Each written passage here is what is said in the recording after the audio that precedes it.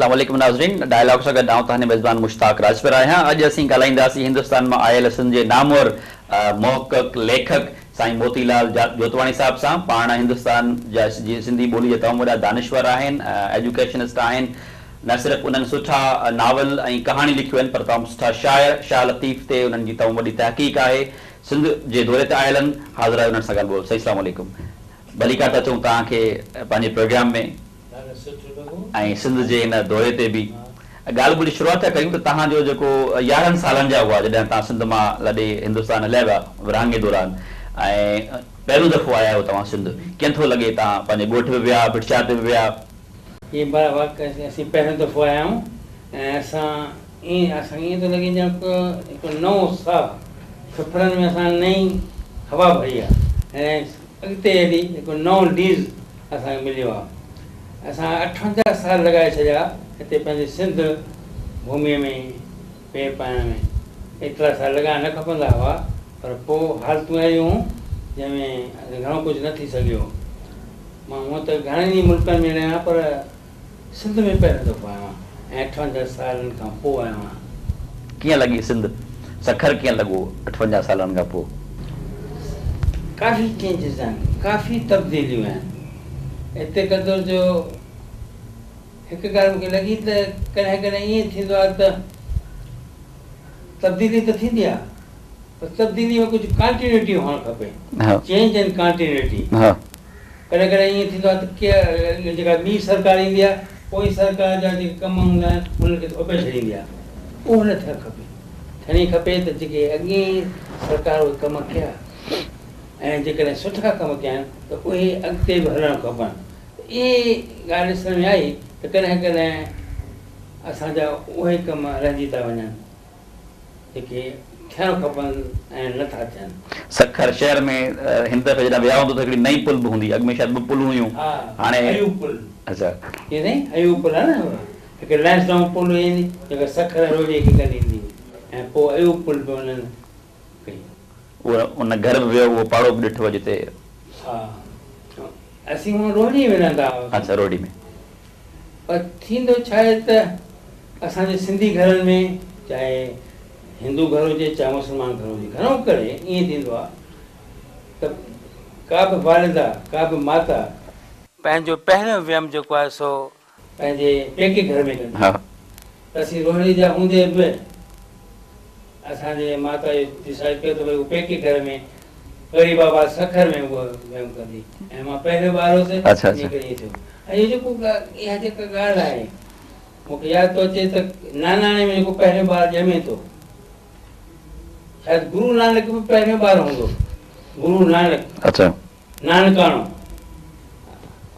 गुरु नानक खे नालो इन करे गुरु नानक पियो आहे छाकाणि त नानकाणे में ॼाओ, पंहिंजे नानाणे में ॼाओ, ऐं इन करे इहा ॻाल्हि आहे। असां वटि सभिनी सॼे उपखंड में, पंहिंजे बरसगीर में घणो करे असांजा संस्कार उहे ई आहिनि। राइट। 58 साल छो लॻायो अचण में? जीअं तव्हां ॿियनि मुल्कनि में वेंदा रहिया, सिंध छो न आहियो? हालतूं अहिड़ियूं न हुयूं या पंहिंजो को इंट्रस्ट न पियो लॻे? ईअं न आहे, सिंध जी तमामु घणी यादगिरी अचे, पर हालतूं सलायूं छो न हुयूं? इहो जेको जवाबु आहे असांजे गवर्नमेंट जेके रिलेशन्स आहिनि उनखे ॾियणु खपे।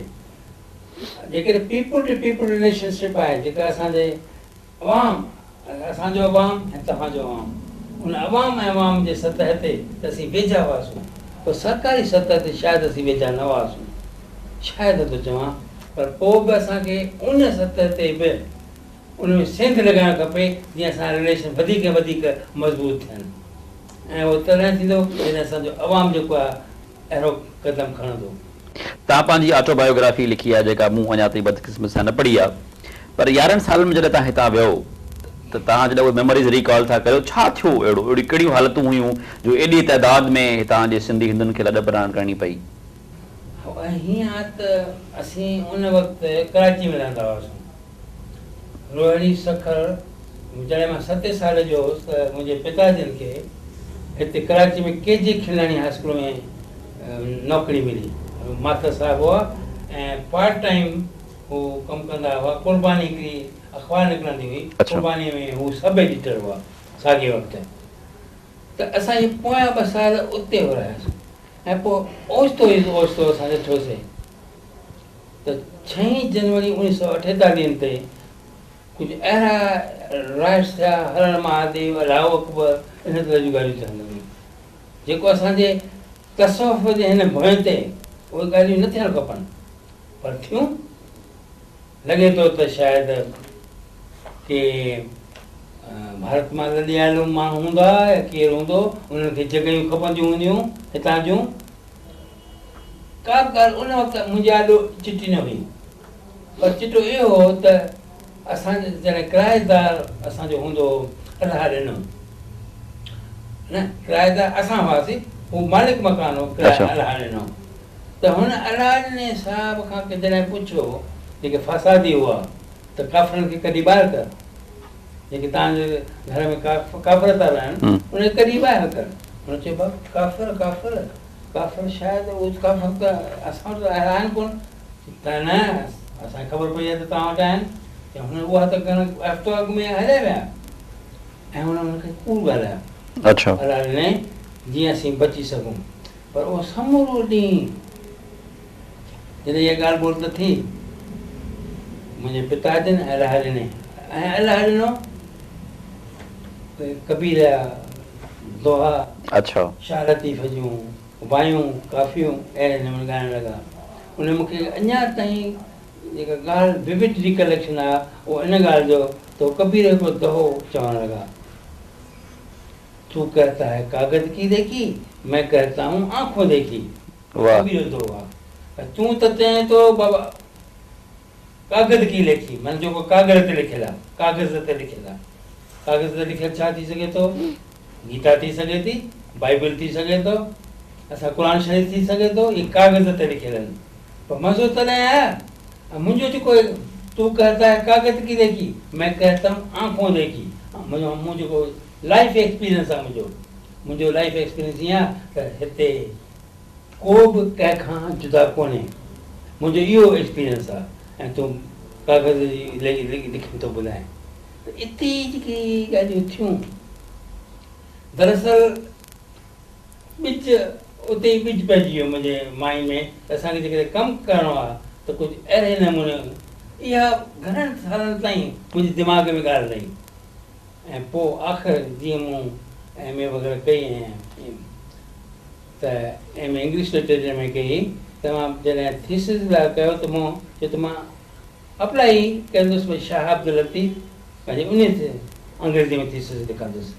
उन ते अचूं था, पर पाण जो ॻाल्हाई विरहांगे ते अञा। अच्छा, जॾहिं तव्हां कराची में तव्हां जीअं इन्हनि वाक़िअनि जो ज़िक्र कयो था त कुझु माण्हू हुया जिन चयो पे इन्हनि कढो त ॿिया जेके तव्हांजा माइट हुया उहे रोड़ी में रहिया, रोड़ीअ में आहे की सखर में हुआ, ऐं उहे बि उतां लॾणु शुरू थिया।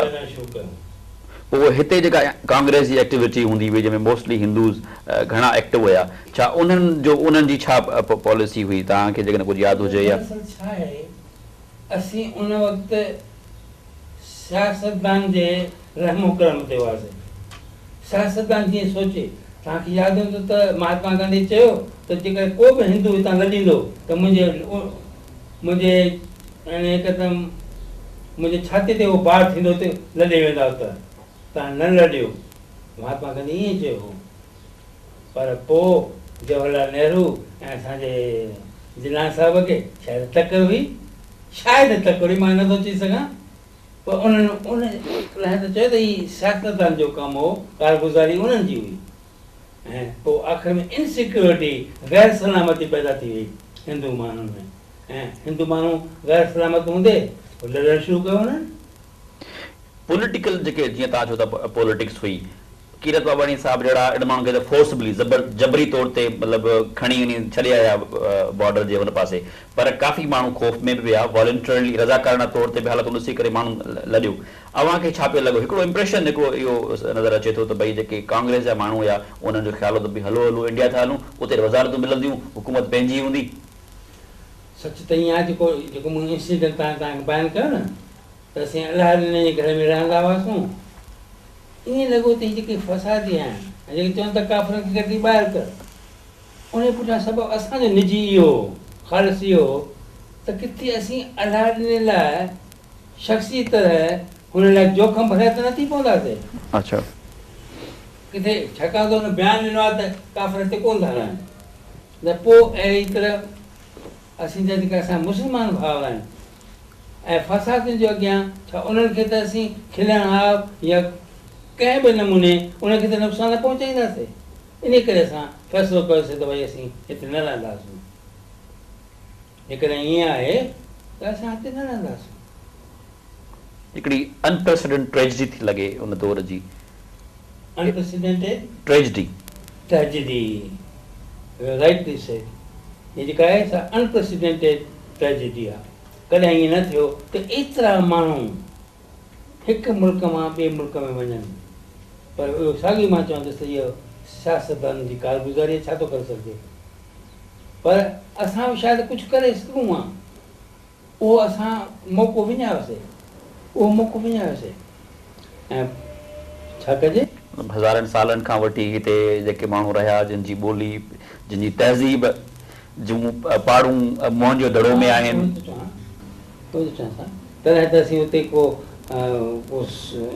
खणी असीं घणे पंहिंजो सुखिया सताबा थी वियासीं पहिरीं त अटे अझे लटे जा सुवाल हुआ ऐं पोइ अटे अझे लटे जा सुवाल हिकु रिहेबिलिटेशन जा सुवाल जॾहिं हल थी विया त पोइ असां तहज़ीब ॾांहुं ध्यानु ॾियो पर सुवालात त असांखे इहो कमु पहिरीं करणु खपंदो आहे न हिते अॼुकल्ह त ईअं आहे त उन में असांखे देरि थी चुकी आहे पंहिंजी ॿोली पंहिंजो कल्चर बचाइण में असांखे शायदि देरि थी चुकी आहे तव्हांजे अदब जी कंट्रीब्यूशन आहे था अचूं हिकिड़ो त ॾाढी हैरत अंगेज़ ऐं मुंहिंजे लाइ वरी इंस्पिरेशन जी ॻाल्हि आहे त हिकिड़ो त अदब जे इलाही सिन्फ़ में तव्हां कमु कयो आहे नावल लिखिया अथव कहाणियूं लिखियूं अथव शाइरी कई अथव तहक़ीक़ कई अथव इहे समूरियूं शयुनि जा शौक़ु तव्हां में किथां आया ऐं वॉट रियली मेड यू अहिड़ो तव्हांखे शाइर ठाहिण में तहक़ीक़ करण ॾांहुं किथां उत्साह मिलियो इहो शौक़ु कीअं पैदा थियो ईअं जेको ॻाल्हि आहे उन वाक़ई उन इंसिडेंट में ॻाल्हि आहे जॾहिं लॾ बड़ाइण कईसीं त हुन में मूं सोचियो त कुझु न कुझु अहिड़ो करणु खपे जेको वाक़ई असांजे भुएं सां वास्तो रखंदो हुजे ऐं बाक़ी ईअं आहे त मां सिंधी हिंदी अंग्रेज़ीअ में हिकु क़िस्म वंडियल आहियां विरायल आहियां ऐं कॾहिं कॾहिं ईअं बि लॻंदो आहे त मां जुदा जुदा सिन्फ़ुनि में विरायल आहियां नाविल थियो तहक़ीक़ थी तख़लीक़ थी त इन्हनि में विरायल आहियां ऐं इहो बि लॻंदो आहे त शायदि मुंहिंजो उहो असरु उहो तासुरु माण्हुनि ते न आहे शायदि छो त जॾहिं विरहाइजी थो वञे त उहो विटुरी थो वञे उहो असरु विटुरी थो वञे ऐं मूं हुन ते हिकिड़ो तराइल बि लिखियो त काश ईअं न थिए हा त मां 3 ॿोलियुनि में हुजां कोई अहिड़े नमूने तराइल लिखियो हींअर यादि न आहे पर हुन त तूं जेकॾहिं ज़िंदगीअ जो किताबु साम्हूं पढ़ी आहे ऐं उहो वधीक तुंहिंजे लाइ सुठो ऐं हिकु ॿोलीअ में लिखी आहे हिकु ॿोली खां वधीक हिकु सिन्फ़ में लिखी आहे त वधीक तुंहिंजो असरु थिए हा पर पोइ जीअं हुनखे मंज़ूर हो ऐं जेकॾहिं का ॻाल्हि उछल थी ॾिए अंदरां ऐं पोइ मूं ईअं कया त कंहिं बि पंहिंजे एक्सपीरियंस खे पंहिंजे आज़मूदे खे पंहिंजी उनखे कॾहिं खंडित माना उनखे विरहाइजे न उहो हुजे त लिखी छॾिजे सर ॻाल्हि ॿोल खे जारी रखंदासीं वक़्तु पोइ नंढी ब्रेक जो नाज़रीन असां सां गॾु आहिनि हिंदुस्तान मां आयल सिंधी ॿोली जा नामवर अदीब डॉक्टर जोतवाणी साहिबु उन्हनि सां ॻाल्हि ॿोल जारी रहंदी वठूं नंढी ब्रेक असां सां गॾु रहिजो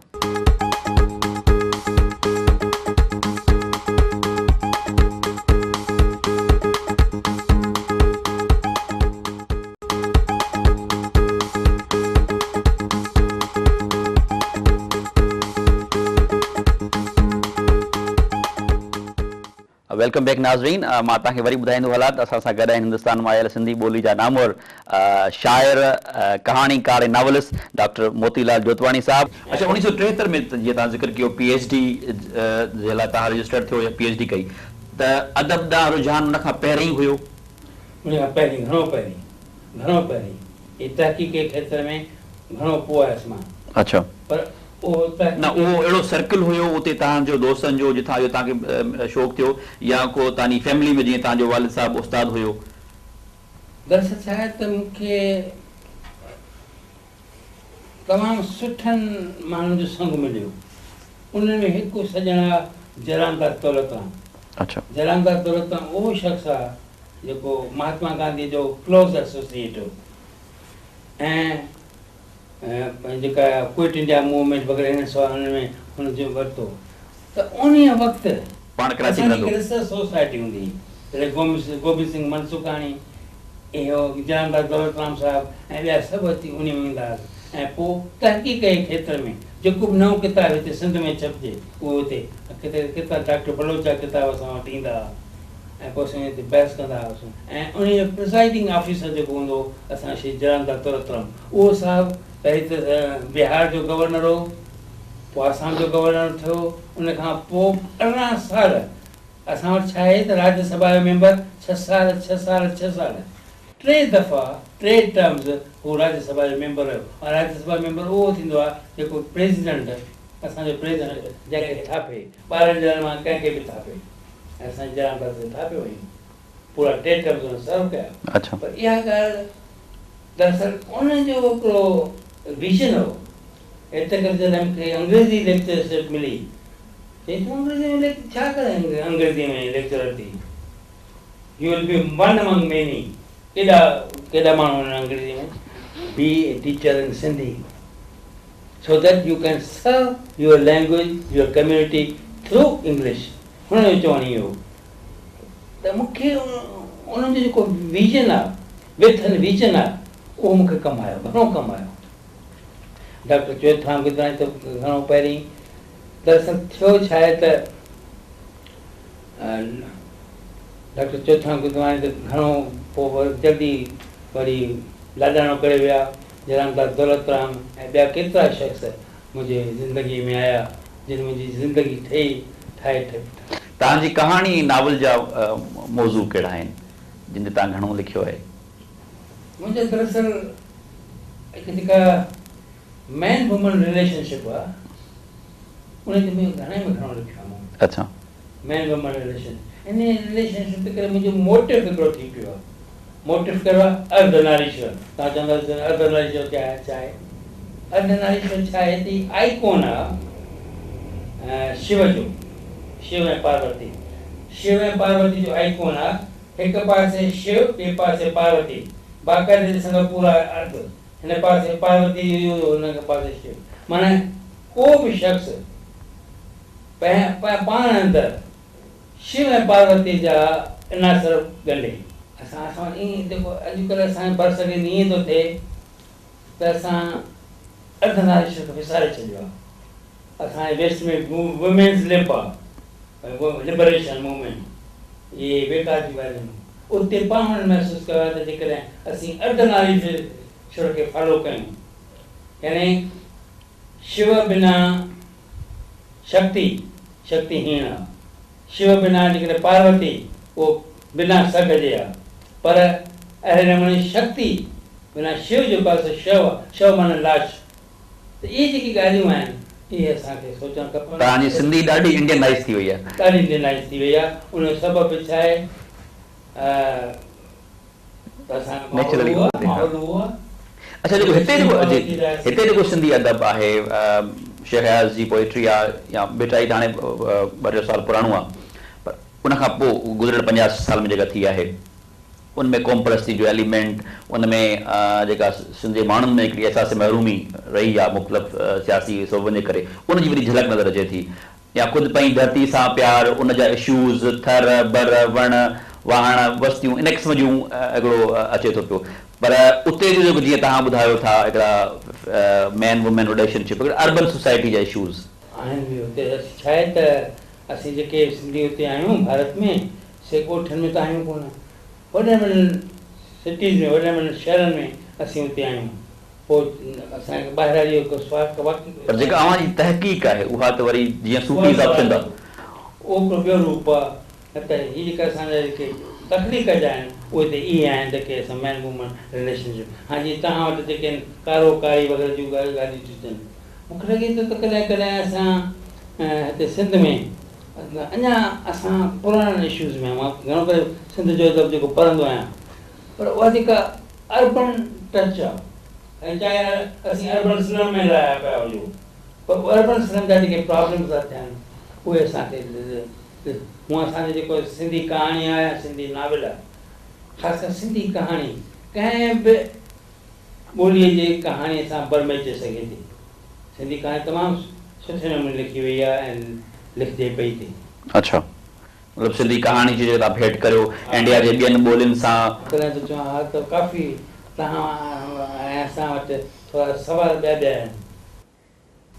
असां वटि बिल्कुलु जीअं मां तव्हांखे मिसाल ॾियां, लाल पुष्प जी हिकु कहाणी आहे जंहिंमें चए थो बाबा हीअ जेका घर में जेका कमु करे थी नौकिराणी ऐं पोइ हेतिरो वक़्तु कमु थी करे घटि में घटि नौकिरी सॼी घणो उहो नौकिराणी थी चवे त न मूंखे बि उहे हक़ मिलणु खपनि जेके कंहिं बि औरत खे मिलणु खपनि। नौकिराणी थी चवे उहो अहिड़ा प्रॉब्लम था खणी अचनि। इहो थी सघे थो। राइट, हिकिड़ो किताबु आहे साईं जो the Sindh through the centuries. उहो किताबु साईं जो मुख़्तलिफ़ आहिनि राइटिंग्स, उन्हनि जो मजमू आहे। उन सां गॾु साईं जो किताबु आहे हिकिड़ो मुंहिंजे हथ में आहे, Shah Latif his life and work, जेको साईं जो PhD जो वर्क आहे। हीअ किताबु ताज़ो सिंध हुकूमत बि छपायो आहे ऐं उन्हनि ई सिंध हुकूमत ई साईं खे शाह लतीफ़ जे मेले जे हवाले सां, कॉन्फ्रेंस जे हवाले सां हिते घुरायो हुयो। ऐं हीअ किताबु आहे साईं जे कहाणियुनि जो। ऐं जीअं साईं तव्हांखे ॿुधायो पिए त हुननि पंहिंजी ऑटोबायोग्राफी बि लिखी आहे ऐं उनखां अलावा नावल बि अथनि। सर, वरी था अचूं जेको सूफ़ीज़ ऑफ सिंध तव्हांजो किताबु आहे, जंहिंमें तव्हां ॿुधायो पिए ॻाल्हि ॿोल में त तव्हां सचल ते, काज़ी कादन ते, ॿियनि ते कमु कयो आहे। सिंध जे उन जेको सूफ़ी जेको तसौफ़ जो सिंध जो जेको पस मंज़र आहे, उनखे अॼु जे दौर में कीअं था ॾिसो? उहो जेको मूं मुआहब लिखियो आहे वाकई यानी हिकु क़िस्म जो ईअं न आहे त को मां हुनखे ईअं चवां त मां सेक्युलरिज़म जी सम्झाणी ॾिनी आहे। अच्छा, सेक्युलर लफ़्ज़ उते वेस्ट में ओलह जे मुल्कनि में सम्झो भई नॉन रिलीजियस, पर मां असां वटि ईअं न आहे। असां वटि सेक्युलर जो मतिलबु आहे वेरियसली रिलीजियस। वेरियसली माना उहो पंहिंजो इस्लाम बि पढ़े, हिंदुइज़म बि पढ़े, बुद्धिज़म बि पढ़े, सभु कुझु पढ़े ऐं पोइ बि हू पंहिंजे कोएग्ज़िस्टेंस जो रस्तो कढे। हुनजे जेको कनोटेशन हुते आहे ऐं असांजो जेको कनोटेशन आहे उन ते घणो फ़र्क़ु आहे ऐं उहो मूं सम्झाइण जी कोशिशि कई आहे। बिटाई तव्हांजो मेजर वर्क आहे, मतिलबु जेको तव्हां हुते कमु कयो आहे। ॿुधो त उहो त वाक़ई जेको मां 73 में जॾहिं मूं थीसिस कयो ऐं 75 में दिल्ली यूनिवर्सिटी उहो थीसिस छपायो। पोइ जॾहिं प्रपोज़ल आयो हितां जो त हिन चयो त छा तव्हांखे कहिड़ा शर्त शरूत थींदा जेकॾहिं असीं छपायूं त? मूं चयो बाबा जॾहिं हुननि छपायो दिल्ली यूनिवर्सिटी, उन्हनि खां पोइ हुन साल लधी कान्हे त तव्हां छपाए सघो था। की भई उन थीसिस जा जेके राइट्स आहिनि उहे त दिल्ली यूनिवर्सिटी वटि आहिनि। मूं चयो दिल्ली यूनिवर्सिटी राइट्स तव्हां उहो मुंहिंजे तरफ़ां थींदा, छाकाणि मुंहिंजे जॾहिं मां चवां थो त एतिरा साल जॾहिं हुननि न छपायो आहे त तव्हां छपाए सघो था ऐं अहिड़े नमूने थीसिस छपजी वई हिते। भिटाई खां अॻु में हिकिड़ो ॿियो सुवाल तव्हांखे तसौफ़ जे हवाले सां पुछणु चाहींदुमि। तसौफ़ जो सिंध जे सिंधी माण्हुनि ते केतिरो असरु आहे?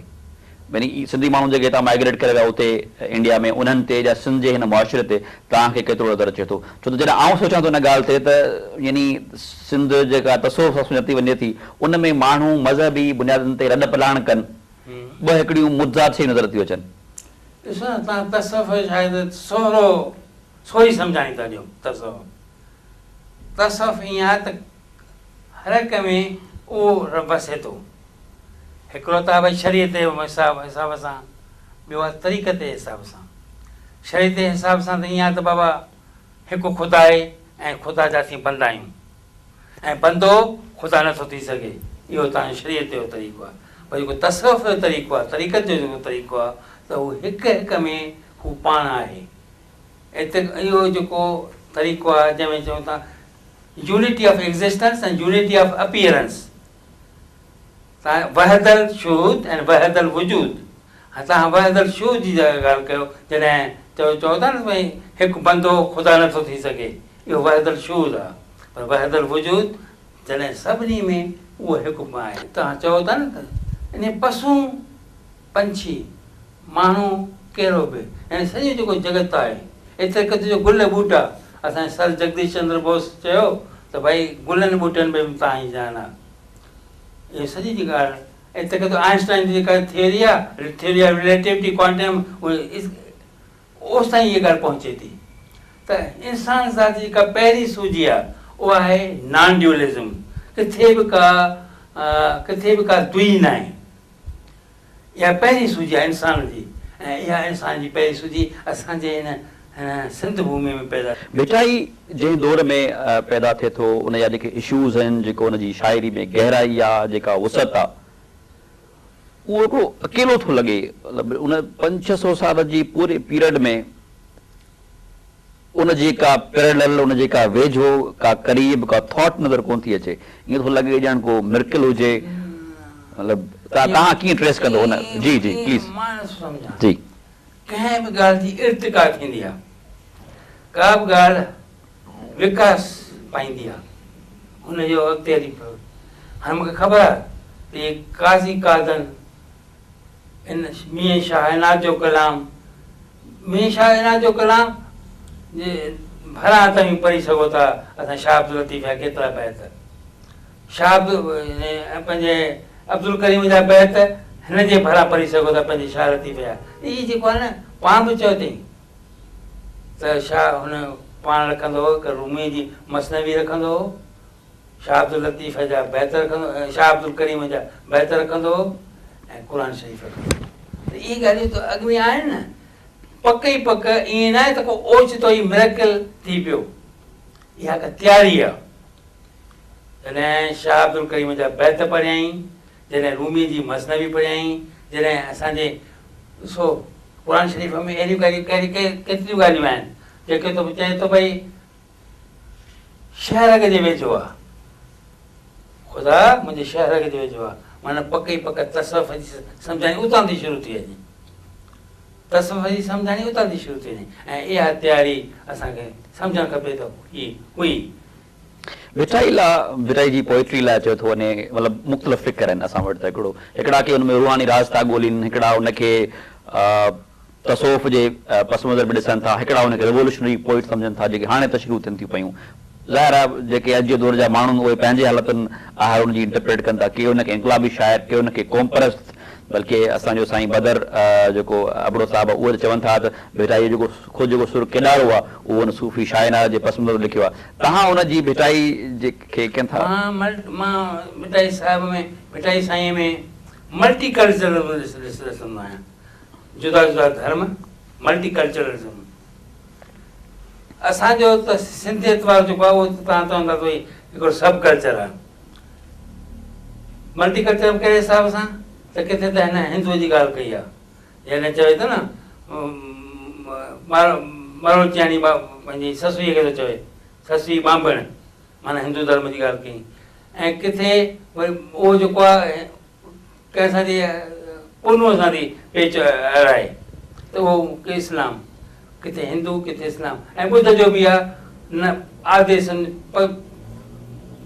जिते अर्श न उभको ज़मीन न आहे ज़रो, न को चाराओ चंड जो, न को सिज सरो, उते आदेशन जो लॻो ज़ंग धरो। परे पिन पढ़ो नाथ ॾिठऊं नाह में। हे नाह छा आहे? नथिंगनेस, शून्य में, नथिंगनेस में नाथ ॾिठो। ऐं नाथ माना गोरखनाथ, ऐं गोरखनाथ वरी ॿुध धर्म जो असरु गोरखनाथ ते पियो। होॾां ॿुध धर्म, होॾां इस्लाम, होॾां हिंदुइज़म। त इहो सभु मल्टी कल्चरलिज़म वॾी ॻाल्हि इहा आहे। ऐं जुदा जुदा ॿोलियूं, पाण साहिबु सिंधी में लिखंदो, अरबी ऐं फारसी में कोन लिखियईं। जेतोणीकि फारसी त कोर्ट लैंग्वेज, कचहरे जी लैंग्वेज उहा ई हुई। चई न पंहिंजे हुन में लिखियईं, पंहिंजूं लोक कथाऊं खयाईं, क़ौम परस्तो। हा, क़ौम परस्तो। ऐं सभु जेका ॻाल्हि आहे न, मां हिनखे तव्हां क़ौम परस्त बि चई सघो था, मां चवां मल्टी कल्चरलिज़म। अच्छा, माना घण सभ्यताई रुख हो हुनजो। सर, ॻाल्हि ॿोल खे जारी रखंदासीं वक़्तु पोइ नंढी ब्रेक जो। नाज़रीन, असां सां गॾु आहिनि हिंदुस्तान में आयल सिंधी ॿोली जा नामवर अदीब डॉक्टर जोतवाणी साहिबु। उन्हनि सां ॻाल्हि ॿोल जारी रहंदी। वठूं नंढी ब्रेक, असां सां गॾु रहिजो।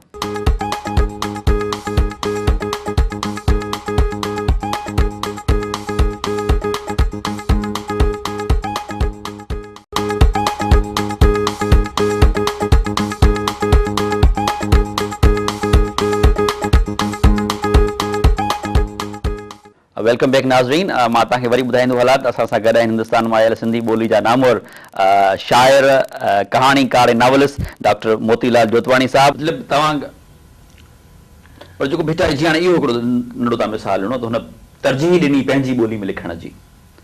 मारवी जो सुर जेको हुनजो आहे हिकिड़ो अहिड़ो यगानो सुर जो वॾा वॾा शाइर शेक्सपियर जी पोइट्री में शायदि तव्हांखे अहिड़ो सुर न मिले। पंहिंजे वतन सां एॾी वॾी जेका हुन ॻाल्हि कई आहे ॻांढापे जी।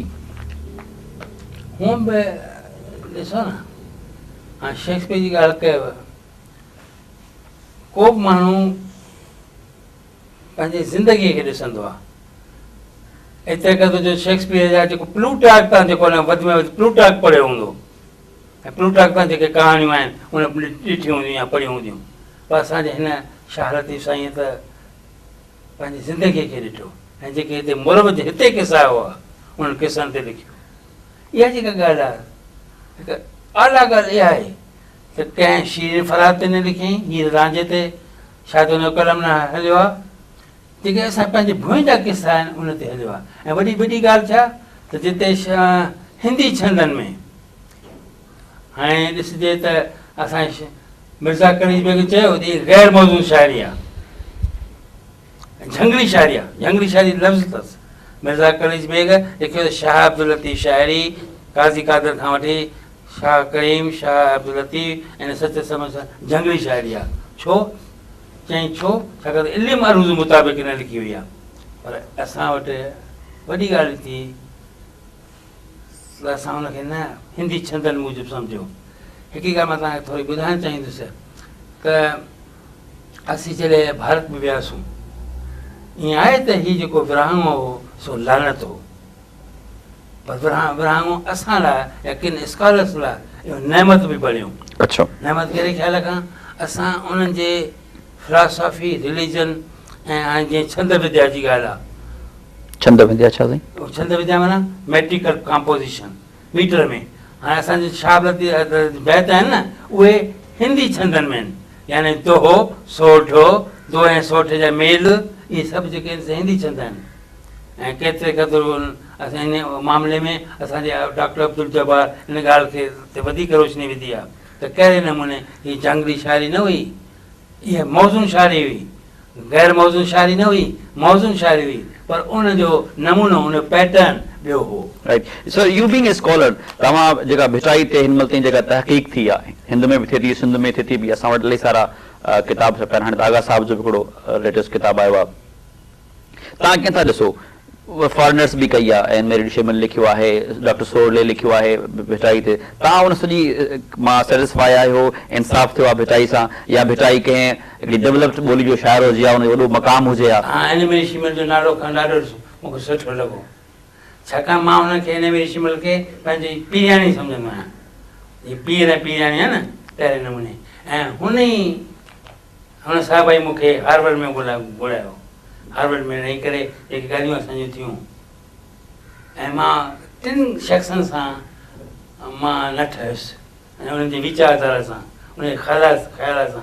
हिकिड़ो एन मेरिड शिमल, जंहिंजो नालो जंहिंखे मां पीराणी चवंदो आहियां, ऐं ॿियो एल के आडवाणी, डिप्टी प्राइम मिनिस्टर, जंहिं मुंहिंजे हिन किताब जो मुहाग में लिखियो आहे, सिंथ ऑफ द सेंचुरी। ऐं टियों नबी बख्श ख़ान बलोच।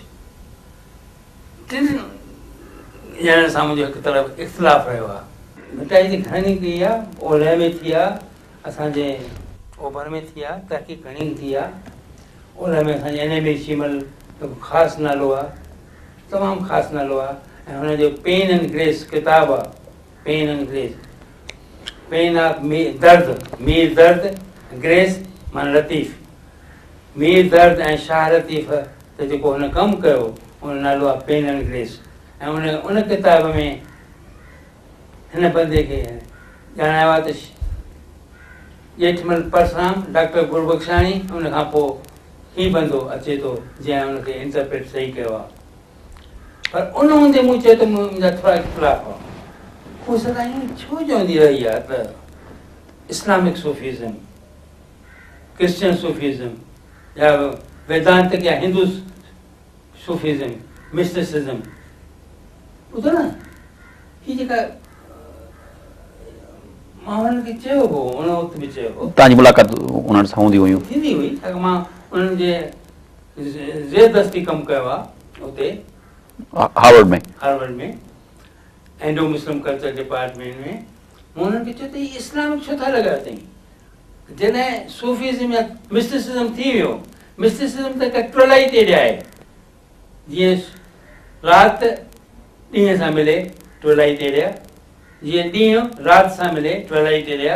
इन एरिया में को बि ठपो, का बि लेबल लॻणु न खपे, छाकाणि उहो त ॻाल्हि बि आहे, उहो त ॻाल्हि बि आहे। किन हालत में मञो बि कुझु न बि मञो। अच्छा आख़िर में मूंखे लॻो त हुन मञो, छाकाणि जेके हिन भारत में जेको लेक्चर कयो ऐं अखियूं ॿूटे करे तमामु सुठे नमूने ॻाल्हाईंदी, ऐं ॾिसो फोटोग्राफिक मेमोरी हूंदी हुअसि, जेकॾहिं कलाक ॻाल्हाइणो आहे त कलाक ॻाल्हाईंदी हुई बिना कुझु घड़ी ॾिसंदे, ऐं अहिड़े नमूने ॻाल्हाईंदी जंहिंमें उहो हुनजो फोटोग्राफ मां पई पढ़े, पर उन भारत में अची इन लेबल खे हटाए। डॉक्टर बलोच जी जेका तव्हां ज़िक्र पिया कयो उन सां छा इख़्तिलाफ़ आहे, मतिलबु बेटाई जे हवाले सां या कीअं? डॉक्टर बलोच सां साईं हाणे बि डॉक्टर बलोच सां मूं हैदराबाद में ॻाल्हायो, चई तूं मोती तो हीअं कर, मां चई अची सघां थो भई तव्हांजो दीदार करण लाइ? न तूं उन ते मां ईंदुसि। ऐं बाक़ाइदे असांजो डॉक्टर बलोच साहिबु मुंहिंजे असांजे गेस्ट हाउस में यूनिवर्सिटी जामशोरो यूनिवर्सिटी जे गेस्ट हाउस में पधारियो आयो, ऐं पोइ मां उन्हनि खे हीउ जेको मुंहिंजो किताबु आहे Sindh the Sindhis through the centuries, उन जेको प्रीफेस आहे मां हुनजे ध्यानु ते आंदो। उन में मूं प्रीफेस में ई ॿुधायो आहे त असांजे डॉक्टर बलोच जो जेको ख़्यालु आहे उहो सदाईं अरेबिया सेमेटिक व्यू थो वठे। अच्छा, सेमेटिक सामी सभ्यता जो व्यू थो रखे। सामी सभ्यता माना छा? जुडाइज़म, क्रिश्चियनिटी ऐं इस्लाम, बराबरि इन में मोनोथीज़म आहे, बराबरि हिकु ख़ुदा खे मञीनि था, पर असीं जेके आहियूं सो मॉनिस्ट आहियूं, असीं सभिनी में ख़ुदा ॾिसूं था, सभिनी में ख़ुदा ॾिसूं था। हू मोनोथिस्टिक आहिनि, असीं मोनोस्ट आहियूं। पर पोइ बि जेका ही चए थो सिंधी ॿोली जो गुण बुनियाद बि पक ई पक अरबिस्तान जे ॿोलियुनि जे सथ में उहो आहे, सथ में रहियो हूंदो। पक ई हिन जो गुण बुनियाद अरबिस्तान जे कंहिं ॿोलीअ सां आहे, जेका ॻाल्हि असांखे न आवड़ी। छाकाणि असांजी जेका ॿोली आहे इंडो आर्यन आहे, संस्कृत ऐं फारसी। संस्कृत में चओ हफ़्तो, उहो चओ संस्कृत में चओ सप्ताह, फारसी में चओ हफ़्तो। स ऐं ह जॻहियूं मटे सघंदा आहिनि। सिंधू हिंदू, सिंध हिंद, ऐं इहे जेकी ॿोलियूं इहे ठीकु आहे। मुंहिंजो मतिलबु उन अरबिस्तान जी ॿोलियुनि सां इन जो वास्तव ॻंढणु सही न थींदो, छाकाणि इंडो फारसी ते असरु पियो आहे, संस्कृत ऐं फारसी ते, उहो इंडो आर्यन असरु आहे। त पोइ मूं उन्हनि खे ॾेखारियो त साईं तव्हांजो जेको मूं माफ़ु कजो, इहा आज़ादी बि तव्हां ॾिनी आहे, त मां तव्हांजे यानी इनखे रद्द करण जी या पोइ तूं करे सघे छा आहे, उहा त ठीकु आहे, तूं पंहिंजे लेखे सोच। डॉक्टर सोरली जो किताबु आयो जंहिंमें हुन चयो त बेटा is the greatest poet of the world. ठीकु आहे, उहो त उन सोरले जो जेको किताबु आयो कलाल के हट कुसण जो कोप वहे, इहा डिप्टी कलेक्टर साहिबु हूंदो न, त जेठमल परसां को हिकिड़ो संपादकीय लिखियो एडिटोरियल, ऐं हुन ॾेखारियो त को बि माण्हू पंहिंजे देश तां क़ुर्बान थी सघे थो। कलाल के हट कुसण जो कोप वहे, इन ते हुनखे लॻियो भई अंग्रेज सरकार हुन ते सेडिशियस राइटिंग जो केस कयो, ऐं उन हालत में जॾहिं डिप्टी असांजो सौले साहिबु हो, उन जॾहिं केस ॿुधो त हिन शाइर खे ॿधो न, पहिरीं त चयईं, पर चई मां इहो टेक्स्ट पढ़णु चाहींदुसि। अच्छा, कलाल के हट कुसण जो कोप वहे माना छा? ॾिसो इहे हिकिड़ी दयानतदारी आहे, ईमानदारी आहे, पाण सां पाण ईमानदार थियणो आहे, जो हुन चयो त न इहा मां ॿोली पढ़ंदुसि, ऐं ॿोली पढ़ियईं। ऐं पोइ चई कलाल के हट माना जेको गुते वारो आहे, जेको शराब थो पीआरे, उन पुठियां बि माण्हू बीठा आहिनि, अॻियां पर कलाल जेको आहे गुते वारो सभिनी खे शराब मै ॾींदो थो वठे, ऐं चए थी हीअ त तमसील आहे, माना हिकिड़ो रूपक आहे। तमसील रूपक मेटाफर आहे। अने माना ये आहे त को बि माण्हू ॿिए खे उत्साह ॾियण लाइ हिन में जेका सेडिशियस राइटिंग कई आहे उहा इन ख़्याल खां त भई हिन में माण्हुनि खे उकसायो आहे त हू पंहिंजे देश तां पंहिंजे भूमिअ तां कुर्बान थियनि। यानी उहे सभु वर्क्स नेचुरली तव्हां पढ़िया हूंदा, तव्हां सम्झो था भिटाई सां असां उहो इंसाफ़ करे सघिया आहियूं, उनखे उन ते एतिरो लिखी सघिया आहियूं, या जीअं मूं अॻे में चयो थो वञे त भई जेकॾहिं भिटाई कंहिं वधीक डेवलप्ड ॿोली जो शाइर हुजे हा, कंहिं वॾे मुल्क जी ॿोली जो शाइर हुजे हा, शायदि उनखे वधीक दुनिया में हुजे हा सुञाणप, उनखे उहा रिकग्निशन थ्रू रिसर्च असां ॾेई सघिया आहियूं। तव्हांजी ॻाल्हि सही हूंदे बि सही न आहे। सही इन ख़्याल खां आहे त भई हा कंहिं ॿी ॿोलीअ जो जेकॾहिं शाइर हुजे हा त खेसि उहा मञता मिले हा, पर कंहिं बि नंढी ॿोली जो वॾो शाइर थियणु ओतिरो ई आहे जेतिरो वॾी ॿोली जो वॾो शाइर थियणु। ॻाल्हि त ॻाल्हि ई आहे। मां किथे पाण खे ज़ाहिर करे सघां थो, पोइ त तव्हां पाण ते बि अरमान करे सघो था, मां बि पाण ते अरमान करे सघां थो मां सिंधी ॿोली थो ॻाल्हायां या तव्हां सिंधी ॿोली था ॻाल्हायो। इहा ॻाल्हि ई न आहे। को बि माण्हू का बि ॻाल्हि ॿिए नमूने करे सघे थो ऐं पंहिंजे उन नंढी ॿोलीअ जे हुन में बि मां नंढी ॿोली नथो सम्झां, ठीकु आहे अंग्रेज़ी मीडियम तव्हां नंढी चवंदा हुजो, पर मां उनखे उन दफ़े में रखणु नथो चाहियां। असांजी ॿोली बोती आहे। मुंहिंजो मतिलबु मां सम्झो त शायदि मां सिंधी ॿोली जे लाइ जी जी लिंग्विस्टिक्स बि लैंग्वेज ते बि तव्हां कमु कयो आहे। सिंधी ॿोली जो तव्हांखे फ्यूचर कीअं थो लॻे? मतिलबु चयो थो वञे भई मार्केट जी ॿोली कोन्हे का, हिंदुस्तान में बि जेके दोस्त अचनि था उन्हनि सां बि ॻाल्हियूं थियनि थियूं पयूं, कचहरियूं थींदियूं आहिनि, उहे चवंदा आहिनि त नई जनरेशन सिंधी कोन थी ॻाल्हाए, उन ते वधीक असरु आहे अंग्रेज़ी जो, हिंदी जो, उर्दू जो। हिते सिंध में बि असां वटि जेके अर्बन एरियाज़ माण्हू रहनि था पिया, दे प्रिफर के पंहिंजे ॿारनि खे अंग्रेज़ी स्कूल में पढ़ाइनि, उर्दू मीडियम में या इंग्लिश मीडियम पढ़ाइनि। तव्हांखे कीअं थो लॻे सिंधी ॿोली जो मुस्तक़बिल? असां तव्हांजूं हालतूं वरी बहितर आहिनि, बहितर आहिनि।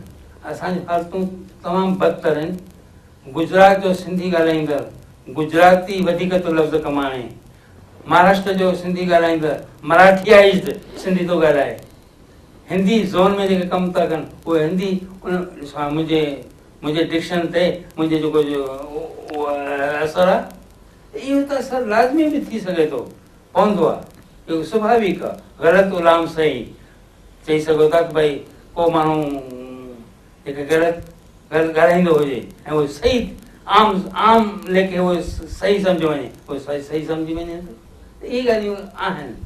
पर मां तव्हांखे एतिरो ॿुधायां त असीं एतिरो टी पखड़ी विया आहियूं जुदा जुदा प्रांतनि में, जुदा जुदा इलाइक़नि में, त किथे बि असीं एतिरा न आहियूं जो वॾा वॾा स्कूल कॉलेज खोले सघूं, एतिरा न आहियूं जो हिकु तक मां हिकु एराज़ीअ मां को पंहिंजो MP या MLA खड़ो करे सघूं।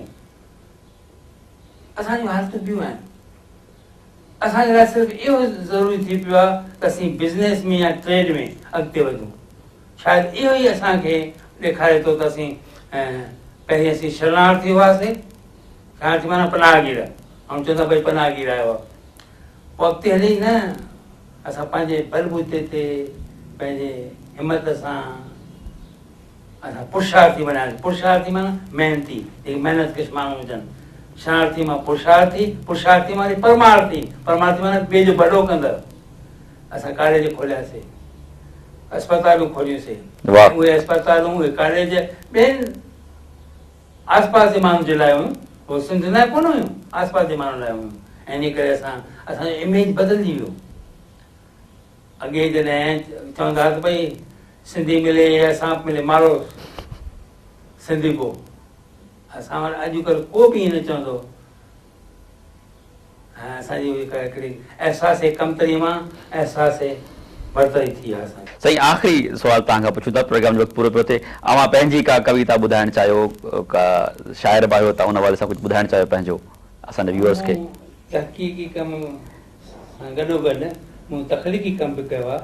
तव्हांखे मां ॿुधाइणु चाहींदुसि कि नंढी कविता आहे जंहिंखे असीं नई कविता जे सिंफ़ में ॻणे सघूं था। अच्छा, उहा हिकु एंटी वार पोएम आहे। जंग न थिए, वाह, असीं सुलह सां रहूं, पाण में भाईचारे सां रहूं, उन ते, उन थीम ते, इन मर्कज़ी ख़्याल ते इहा कविता आहे। प्लीज़ ॿुधायो। अहिड़ी राति तूं वरी न आणींदे, अहिड़ी राति तूं वरी न आणींदे। गुज़र दफ़े जॾहिं असां मथां उहा राति अची पई हुई त सुबुह थियण में सॼा सारा 6 साल लॻी विया हुआ। वाह वाह सॼा सारा 6 साल लॻे हो। पोइ साईं राति कहिड़ी असीं जेका ॿी महाभारी लड़ाई लॻी 1939 खां 45 ताईं। गुज़र दफ़े जॾहिं असां मथां उहा राति अची पई हुई त सुबुह थियण में सॼा सारा 6 साल लॻी विया हुआ। उन राति असां छा न ॾिठो, छा न सठो।